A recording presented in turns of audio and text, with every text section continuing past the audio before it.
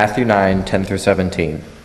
And it came to pass, as Jesus sat at meat in the house, behold, many publicans and sinners came and sat down with him and his disciples.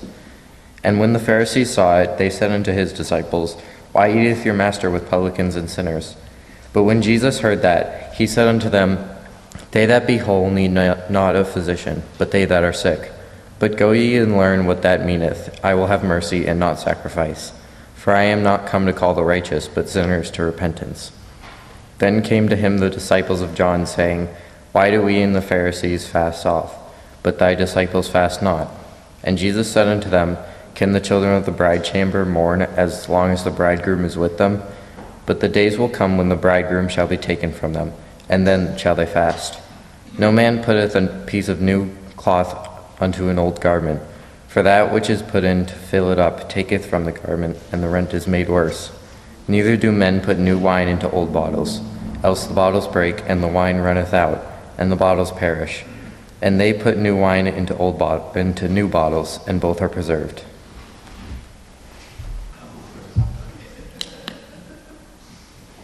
So this morning we're going to look at Christ's parable about new cloth on an old garment. And as sometimes happens, right before I came up here, I lost my voice, so. I didn't see that. You got 2 bottles up there. Well, I ate something very sugary, and I think it affected me. So Jackson has read for us the Matthew 9 portion of this. It actually appears 3 times in Scripture. In the New Testament, of course, it appears in Matthew 9, as we read, Mark 2, verses 21 and 22, and it also appears in Luke 5, verses 36 through 38. But for purposes of this morning, we're just going to look at Matthew. All 3 appearances, they're very, very close. Some slight differences in them. One of the differences is you see in verse 9 of the Matthew account. He's named, the man sitting at the seat of custom is named Matthew, and in the others he's named Levi. So it's small variances like that. So this opens on a scene where Jesus is sitting down to a meal at a house after he's called Matthew, who he passed at the receipt of custom, and said, Follow me, and Matthew simply got up and followed Christ. Clearly he knew who he was. But it's not clear in verse 10 exactly whose house it was, whether it's Matthew's house or someone else's house. I'm not sure it particularly matters, other than the scene that unfolds after that. So, Jesus is sitting to eat at the house. There are many publicans, many sinners, and Jesus and, of course, his disciples are there as well. So it's quite a crowd is assembled there. It's not a few. It says specifically many publicans and sinners. So it probably was a fairly good-sized house. If not, it was very, very crowded. I thought it would be helpful to look at who the players are in here. We have publicans and sinners, as I said, but then we also have the Pharisees. And how do these people, what kind of roles do they play? What type of people are they? So the publicans,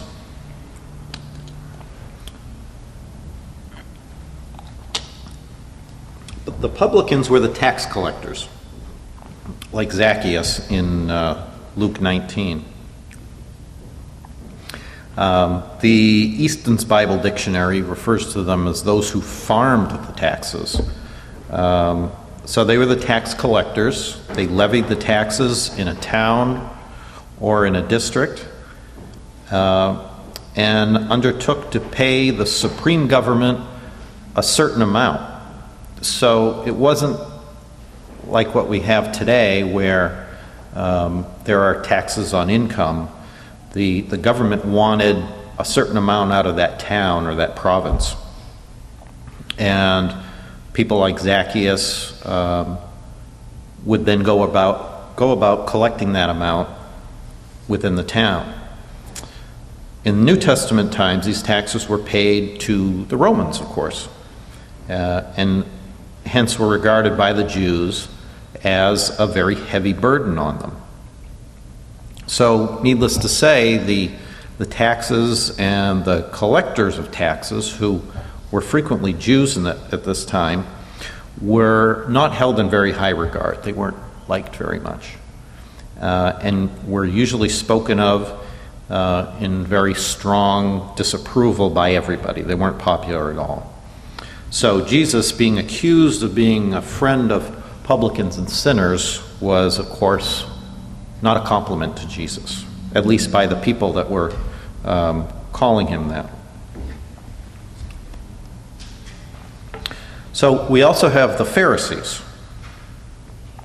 Now, the Pharisees were a group of especially observant and also influential Jews. They were around from the 2nd century BC to the 1st century AD. But the name, how that name came about, is not really clear. In Hebrew, it might mean separate ones, which referred to their observance of ritual purity and also tithing. It could also mean the interpreters, referring to their unique interpretations of biblical law. We can look at what Josephus said about them. And he referred to the Pharisees as a group of people who have made a choice of life and had a certain philosophy. Josephus says that the Pharisees were the group most influential with the people. The Pharisees were noted for their accurate and authoritative interpretations of Jewish law, and the Pharisees also had their own traditions and a way of life to which they were faithful, so they appeared to be set apart from the larger body. The Pharisees had a simple standard of living and cultivated harmonious relations with others, he says. And the Pharisees also believed that the soul survives death and is punished or rewarded with another life, similar to what some Christian religions today believe. In addition to their religious inclinations, some Pharisees incited opposition to the government, although some of the Pharisees worked with the chief priests to keep order in times of trouble. And Josephus says right around the 1st century that the number of Pharisees was about 6,000. He doesn't describe how one joined the group or what was required, as far as membership or to stay in it. And he speculates that it may have been like a Hellenistic school which taught a specific way of life, or political or social faction competing for recognition and power within Judaism. Or it simply could have been a sect that wanted to separate itself from the larger body of people. The Pharisees went through different incarnations over time, displaying various tendencies. So over the 200 years of their existence, they exercised diverse roles within society. So now we have an understanding of who the players are in this scene. Looking at verse 10 again, Jesus is sitting down at meat with the publicans and the sinners and his disciples. And the Pharisees appear. Whether they were simply observing this meal or they were partaking in it, it's not clear. But they asked Christ's disciples, "Why eateth your master with publicans and sinners?" The words there don't make it clear whether the Pharisees were simply inquiring why. It certainly could be interpreted that way. They just wanted to know why Christ was sitting down with those people. But reading this description that I found of the Pharisees, it's more likely they were not pleased. They would look at publicans and sinners as very undesirable people, and that was a further knock against Christ for associating with them. We saw this morning in our second reading before our exhortation, if you want to turn to John 12.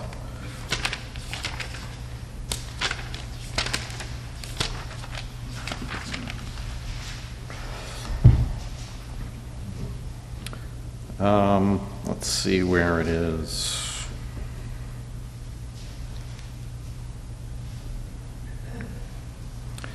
That people that were the leaders of the community would not confess Christ's name. I can't find it exactly here. Which one? 42, the next page. That they wouldn't confess Christ's name because the Pharisees, they were afraid, would drive them out of the synagogue. For they loved the praise of men more than the praise of God. So I think the Pharisees certainly looked down upon the people that Christ was associating with. And of course they looked down on Christ himself because he was critical of them, and he was a threat to their situation.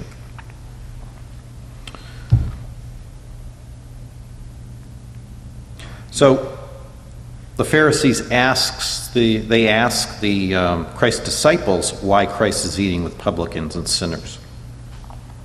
But Christ actually hears them. He hears them talking to his disciples, and the disciples don't respond. Christ actually responds, saying, "They that be whole need not a physician, but they that are sick."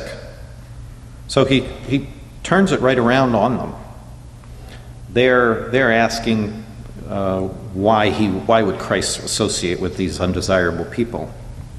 Christ turns it around and points out that he's there acting as a physician. A physician would seek out those that are sick, not those that felt that they were not in need of a physician. Those that felt that they were healthy, like the Pharisees, of course, they felt that they had no need of something like that. Christ then admonishes them, telling them to go, and ye learn what that meaneth. So go away and think about what I've said. Think about what you're doing. Think about what you should be doing. And consider your words, your thoughts, your deeds. Consider them in light of what God has laid out for you and the principles of the law, not the jots and the tittles of the law that the Pharisees seem to be so well versed in. Think about it in the principles of the law that God has laid out for us, and consider yourself in that context. Christ then goes on to say, "For I am not come to call the righteous, but the sinners to repentance." So who is righteous here? Now, the Pharisees may have thought that they were righteous. We know from our studies that there's a small group of people who are righteous. God, angels. We know that we can do things that God may consider to be righteous, but we also know that the next moment we could turn around and do something that would make God very angry. That's absolutely not righteous. That's sinful.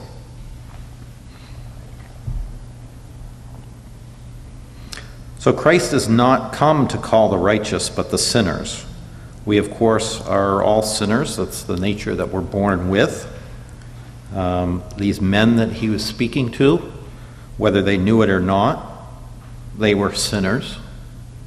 They may have thought of themselves as quite righteous and above not only the people that Christ was associating with, but they may have felt that they were above Christ and really anybody else. They were very powerful. They were leaders in the community. They were in control of the synagogue.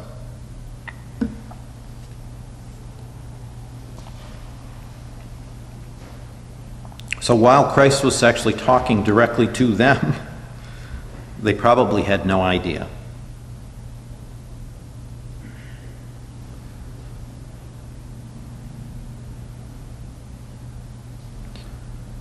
We then see in verse 14, then came to him, the disciples of John, asking, why do we and the Pharisees fast often, but thy disciples, and I guess Christ, do not? So why is that? Well, Christ explains to them in what may have not been a clear way to them. In verse 15, Jesus said unto them, the children of the bride chamber mourn, as long as the bridegroom is with them. So what does that mean? Well, it's we're talking about a marriage and the bridegroom, and that's a time of joy. That's a time of celebration.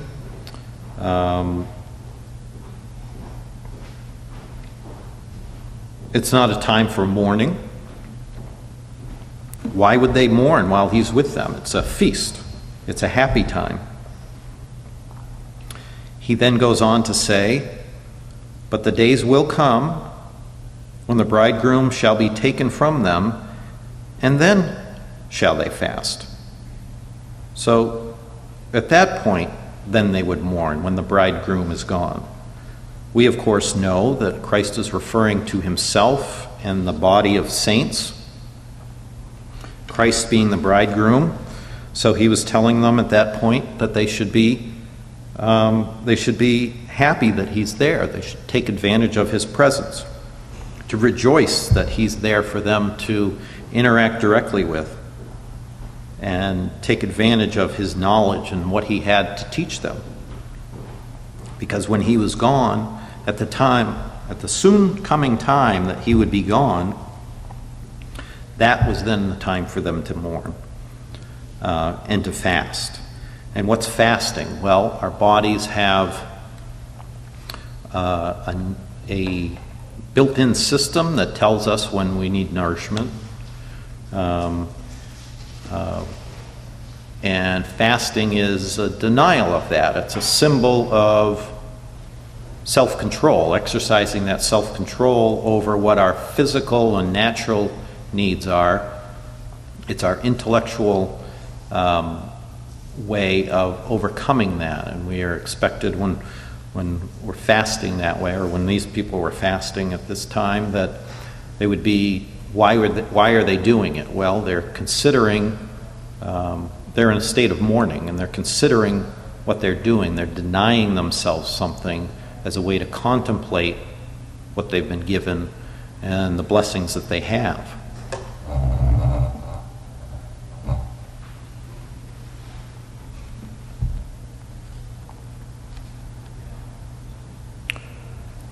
Looking at, finally, we reach verse 16,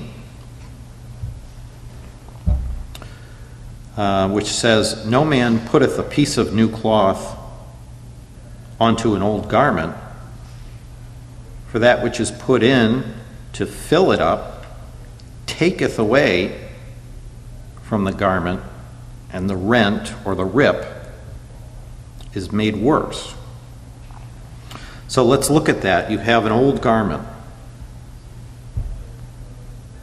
What is an old garment? Well, it's worn. When it was new, the It had just been created. The fibers were they were woven together. They were very strong. It was of a certain thickness. Over time, that garment, maybe it gets frayed around the edges. It gets worn in certain spots from overuse. The fibers aren't quite as tight as they used to be. They've relaxed a little bit. They're looser. The garment itself is a little bit weaker, certainly not the way it was when it was brand new. Our natural inclination, if the garment finally reached a point where something happened, maybe it was mistreated in some way, and it ripped. There's a small rip in it, perhaps. We might want to go and get a new piece of cloth and cover that up to repair the garment, or to create the illusion that it's been repaired, to protect it from any further damage, to cover it over so that people don't see that it's ripped.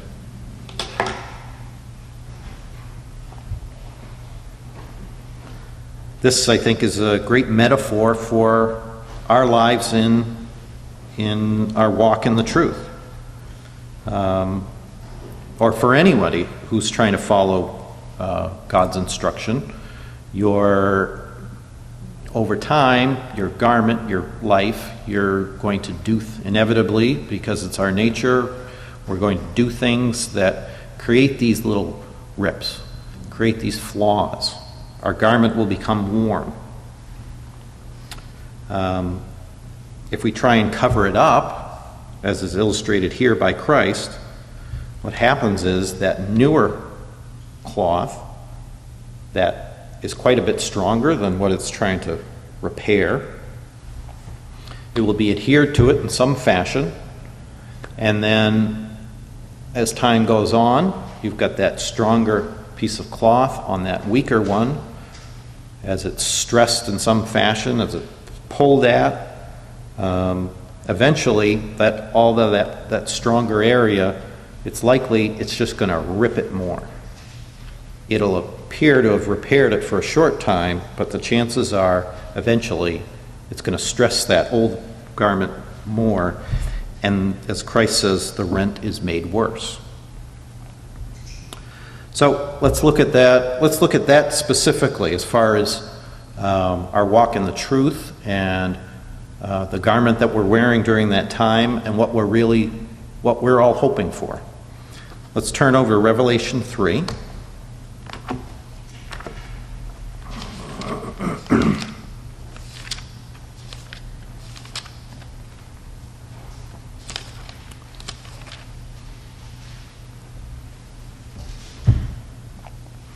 Revelation 3 and verse 5, which says, "He that overcometh, the same shall be clothed in white raiment," which is a garment. Christ says, "I will not blot out his name out of the book of life, but I will confess his name before my Father and before his angels." So what is Christ telling us? He's talking about he that overcometh. So those people that have overcome what? They've overcome the natural tendencies of these fleshly vessels that we inhabit. What is overcoming? It's working day by day, week by week, to resist our natural inclinations to do things that would be displeasing to our Creator. So those are the people that he's talking about those that have done that, who have, we all sin at various times, and one part of overcoming is asking for forgiveness for those transgressions. So Christ is talking about the people that have done all of those things. Of course, they're not entirely sinless. They have sinned, but they've asked for forgiveness. Christ says, the same, those people shall be clothed in white raiment. They'll receive a brand new garment, let's say. So this scene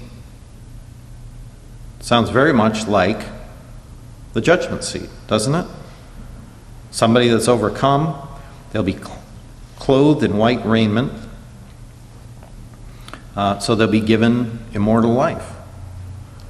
And Christ says, I will not blot out his name out of the book of life. So that person's name, and hopefully that'll be everybody in the room here, it's what we all hope to be, will be counted among those who Christ will not take our names out of that book of life. They'll be counted among those in the book of life who Christ will confess their names before his Father, Yahweh, and before God's angels.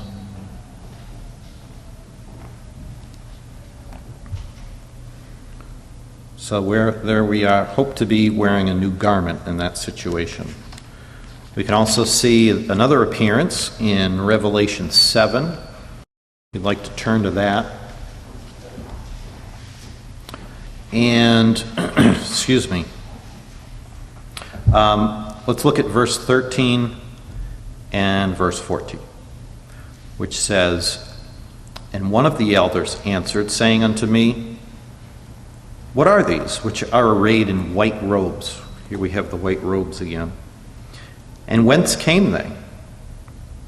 And I said unto him, Sir, thou knowest. And he said to me, These are they which came out of great tribulation. Which, if you look at the Greek word, it's pressure. Great tribulation. Well, what kind of tribulation? We can look at what's going on around us today, and we can envision the tribulation that they're talking about here.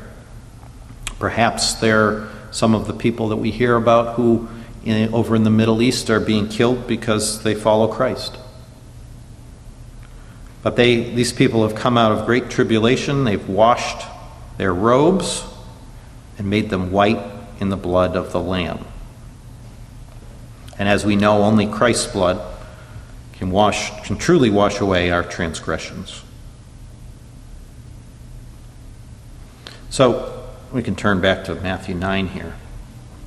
So we can see here what I think Christ was referring to in 16 and 17 when he was talking about this new cloth into an old garment, and there's not a absolutely clear tie to what he had said before. I think he's referring to this idea that putting new cloth on this garment that we're wearing, it's not ever going to hide our flaws. It won't hide those rips that occur as we make our way through life. And try as we might to follow the instruction of God and to follow the example of Christ, we will develop rips. We have flaws. And if we try and cover them up, it may be a way of denying that they exist. We need to acknowledge that those flaws exist, and seek for that new garment. To do our best to atone for that. Because I think trying to hide those flaws, trying to cover them up with something so that nobody sees them, well, we know they're there. God knows they're there. Christ knows they're there. Everybody knows that they're there. The flaw is still there.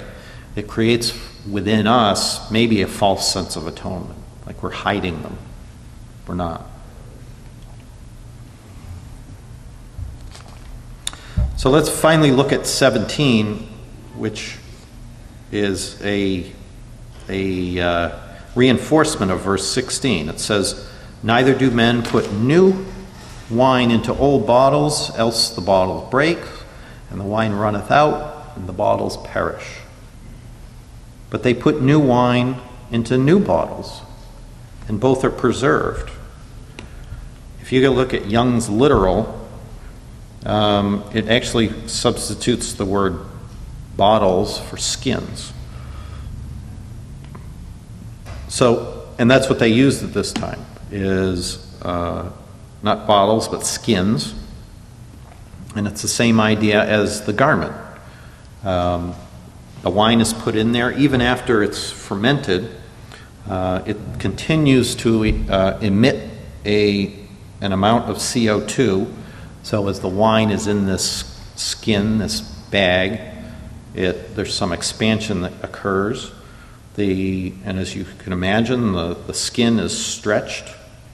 It's as the wine continues to age, and as that gas collects in the skin. So were someone to then try and reuse that, put new wine in there, of course, it would burst. It would break, because it's no longer strong enough to support that new wine, to support that process that's happening. So that's all I have. Any questions or comments?